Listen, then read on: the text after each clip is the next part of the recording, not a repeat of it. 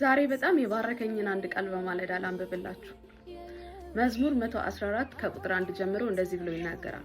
እስራኤል ከግብጽ የያዕቆብን ቤት ከእንግዳ ሕዝብ በወጣ ጊዜ ይሁዳ መቅደሱ እስራኤልም ግዛቱ ሆነ። ባህር አየች ሸሸችም፣ ዮርዳኖስም ወደ ኋላው ተመለሰ። ተራሮችም እንደ ኮርማዎች፣ ኮረብቶችም እንደ ጠቦቶች ዘለሉ። አንቺ ባህር የሸሸሽ፣ አንቺ ዮርዳኖስም ወደ ኋላ የተመለስሽ ምን ሆናችኋል?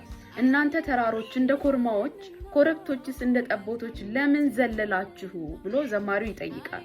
ቁጥር 7 ላይ ከያዕቆብ አምላክ ፊት ከጌታም ፊት ምድር ተናወጠች፣ ድንጋዩም ወደ ውሃ መቆሚያ ጭንጫውም ወደ ውሃ ምንጭ ከለወጠ ብሎ የእግዚአብሔር ቃል ይናገራል።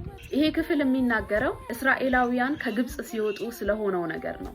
እስራኤል ከግብጽ ሲወጣ ከእንግዳ ሕዝብ ሲለይ እግዚአብሔር ማደሪያው አደረገው፣ መኖሪያው አደረገው፣ መቅደሱ ሆነ ይልና ይሄ በመሆኑ ምክንያት ደግሞ ወይም እግዚአብሔር በሕዝቡ መካከል በማደሩ ምክንያት ባህር አየችና ሸሸች፣ ዮርዳኖስም ወደ ኋላው ተመለሰ፣ ተራሮችም እንደ ኮርማ ዘለሉ፣ ኮረብቶችም እንደ ጠቦት ዘለሉ እያለ ይናገራል።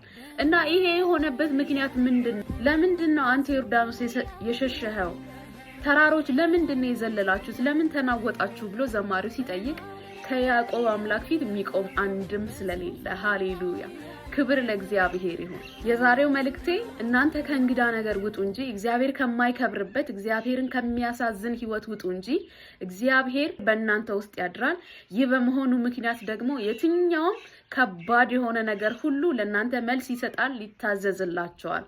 በሰው ዕውቀት በሰው አስተሳሰብ ሊሆን የማይችል በጣም ከባድ የሆነውን ነገር እግዚአብሔር በእናንተ ውስጥ ከመኖሩ የተነሳ ለእናንተ ይታዘዝላቸዋል። እግዚአብሔር በእናንተ መካከል በሙላት ያድራል።